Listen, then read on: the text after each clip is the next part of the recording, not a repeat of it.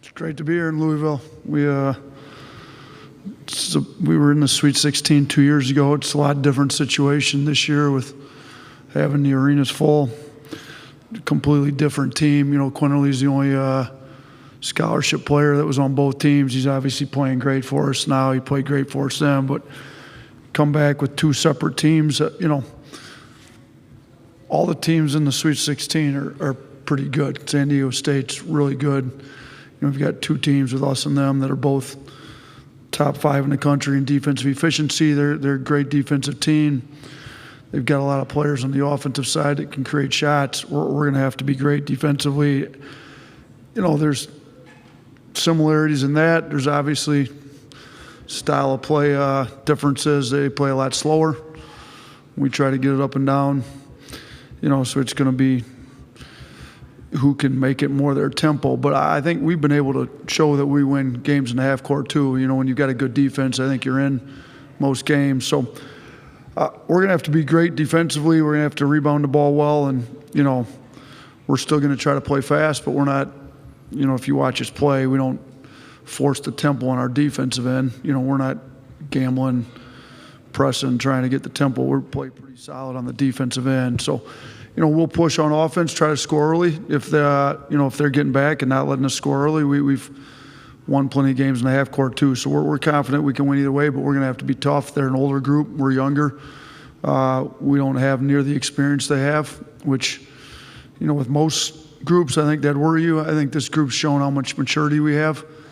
And the fact that we're young doesn't mean that we're immature. It just means guys haven't played as many games and they're a little bit younger. I told our guys this morning, the NBA drafts a lot of young players and they start them early in their career and they're pretty good. Like, I think you guys have been mature, and this lack of experience that people are talking about, I'm not worried about it, because you guys have shown how mature and prepared you can get. The age doesn't necessarily matter. It's more what your mindset is, how focused you are, how mature you are when you walk in. So we're looking forward to playing a great game. We're happy to be here. It's a great time for Alabama basketball. Thank you, Coach. Let's open it up. Start here on the right side. We'll go 1 and 2. Ryan Hennessy, NBC 13 in Birmingham. Coach, this location, the reason why you guys are here, the fans is a big reason. Quick trip. What's the message to the fans that can make a long weekend out of this? They've been great for us the entire NCAA tournament. We'd love it for them to come support us just like they did in Birmingham. Yeah, when you get the #1 overall seed, you get to choose your first 2 locations. So we chose the 2 closest places, obviously Birmingham and now here. So, you know, it's not too long of a drive, and we need their support. They've been great for us all year. We love to hear them. We loved having them in Birmingham. We loved them having them in Nashville for the SEC tournament. So just a little further, you can stop through Nashville on your way up here to Louisville. Dana O'Neill with The Athletic. Nate, John Calipari used to like to say, I'm not going to let anybody steal my joy. And with everything that's been going on around your program, have you, and maybe even more importantly, your players, been able to enjoy this? Yeah, we're having a blast. We're winning games. We know who we are. We've got a great group of guys that lean on each other, that have come close.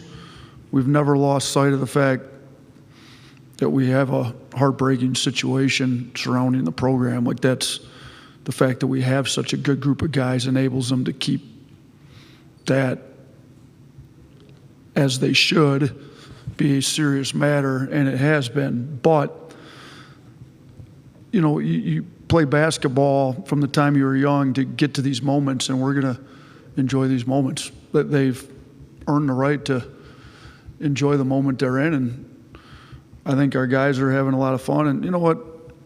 I delete all social media apps off my phone before the season. I encourage our guys to spend more time watching film and everything. We're going to control the stuff we can control, and our guys have done a great job being cognizant and aware of the entire situation we have going on, the big picture stuff, but they've done a great job of being where their feet are at and focusing on the details at hand. When we're in a video session, that's where our minds are at. When we're in practice, that's where our minds are at. We're focused on practice. When we come into the games and the ball goes up, our entire focus is on what we need to do to win that basketball game. So I think that's enabled us to enjoy the moment as we're in the moments too. Okay, a bunch of questions on this right side. We'll start in the front, then middle, then back. Nate, the three-point shooting numbers across the tournament are pretty low. The actual ball itself keeps coming up. I think one of your guys said that guys in the locker room are talking about it. Other sites, guys have talked about it. Is this an actual thing? Should there be a uniform ball across college basketball? Have a new ball for the postseason seems kind of odd. Yeah, we kind of had the discussions as staff. So I'm big on the players being as comfortable as they can be. The environment, we try to shoot in the arena we're in. If we get into a place, we shoot the night before. Charlie Henry, who was in the NBA, was on our staff, talked, he's just like, I have no idea how college doesn't have a uniform ball. Like, you couldn't imagine you're in the NBA, everybody plays with the same ball every night. So here we've got all the different balls we could possibly play with through the year. Garrett, our equipment manager, has, enough of them that the days leading into that particular game, we play with that ball. Nike School, Wilson, whatever, go down the line. I do think it'd be a lot better if the NCAA mandated a particular ball. I'm sure there's money aspects involved with all that. I don't play anymore. I used to play. I still shoot occasionally when we're in there with the guys. I've felt the ball. You can pump up any ball to be too hard. It'd be great if the referees actually made sure it was within the guidelines of how hard it's supposed to be pumped up. Because obviously if you pump it up to where it's a rock, you're not going to shoot as well. It's going to come off the rim every time it hits us. But I don't see that there's an issue with the ball. I think defenses get better. As you look at the teams that are still winning, most of them have pretty good defenses. When the defenses get better, shooting percentages go down. I'm sure the NCAA is on top of making sure the balls are all going to be correctly inflated and all that here for these Sweet 16 rounds. But we got to do a great job of getting our shooters open shots, and I'm not going to be too worried about the ball. I'm going to be more worried about the stuff I can control. We preach it to our players all the time. I have zero control over the ball. I don't think there's an issue with it. Let's make sure we get our really good shooters as many good looks as we can and get the percentages up to where we need them to be. Staying on the right side, third row. Hey there, Coach. Obviously, Coach Saban stopped by practice yesterday, but a day before that, he had some pretty pointed words about a player that had gotten into trouble on his own squad. And, that man is intentional just with some of his word choice. I'm curious if you took that to be a criticism of how the basketball team has handled the tragic situation this winter. Yeah, so he and I talked that night, and I didn't take it that way at all. Got a ton of respect for Coach.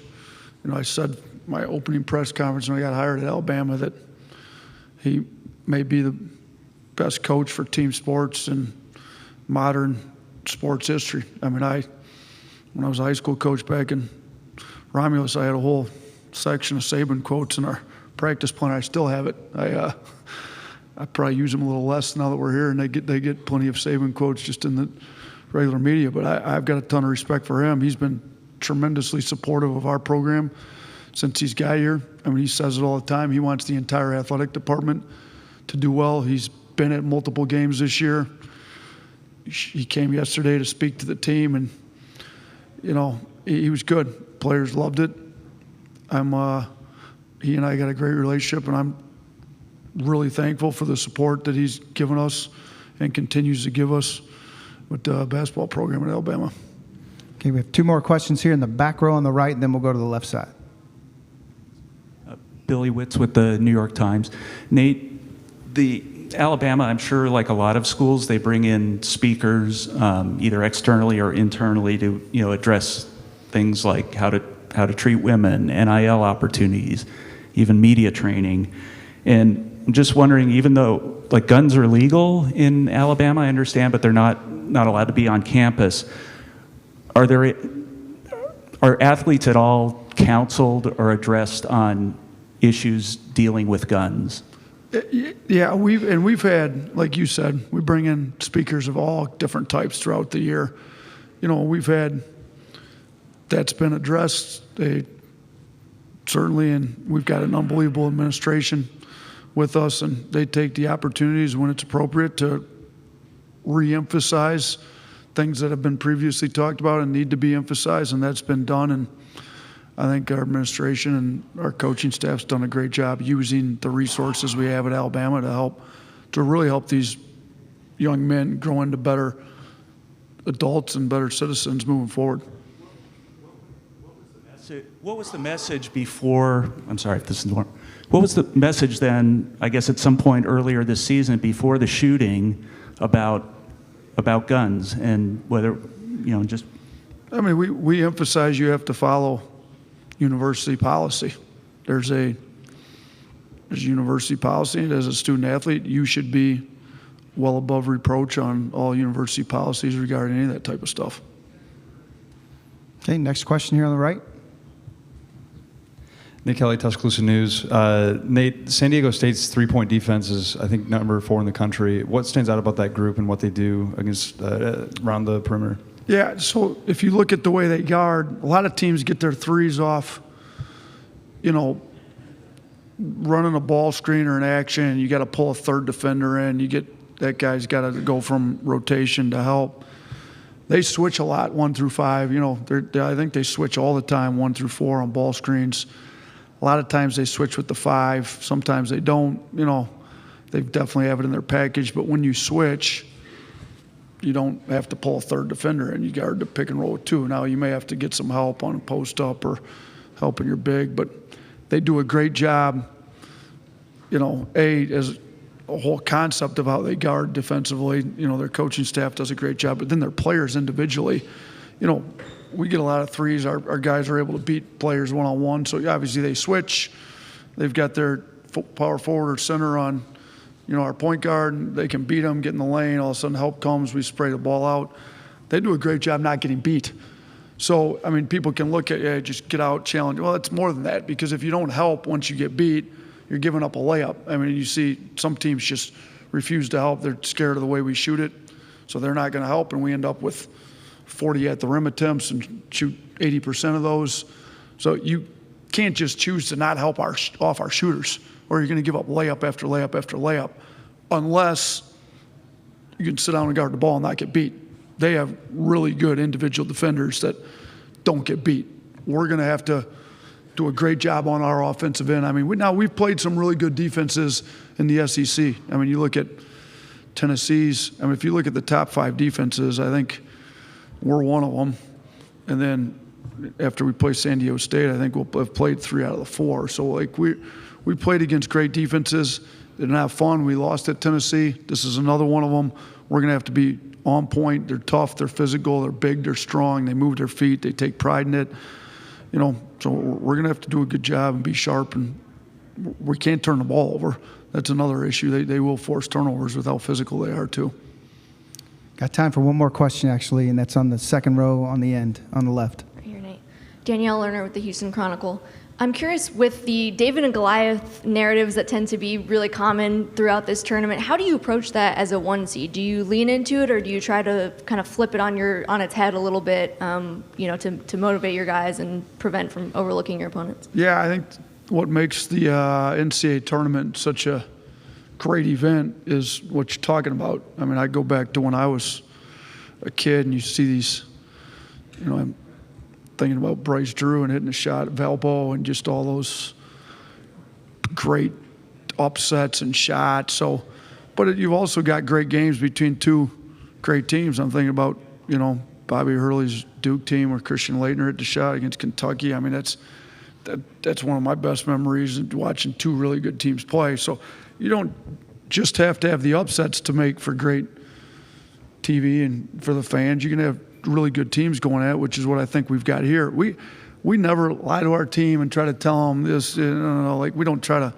We tell them the truth. So we tell them, when we're focused and concentrating on what we're supposed to be focused on, we should be the best team in the country. Now we need to play like it, and we've had enough games this year where we haven't done that. So we're not trying to flip it and tell them anything different. They know we're the number 1 overall seed. They know what we're capable of when we bring it, but we need to bring it. They also know we're capable of losing at Oklahoma by a large margin. We lost to Tennessee. We didn't guard very well against Gonzaga. Took a loss. Last regular season game of the year, we went to A&M. Weren't what we needed to be. taken enough losses against good teams and some that weren't as good to where they know what they have to do on any given night. So, no, we're not. I mean, the David Goliath thing, from here on out, I think we're going to be playing really good teams. It's going to be two great teams going at it, and it'd be good for college basketball, and our guys just got to be ready to go. All right, we're out of time for this segment. Coach, appreciate it, and good luck.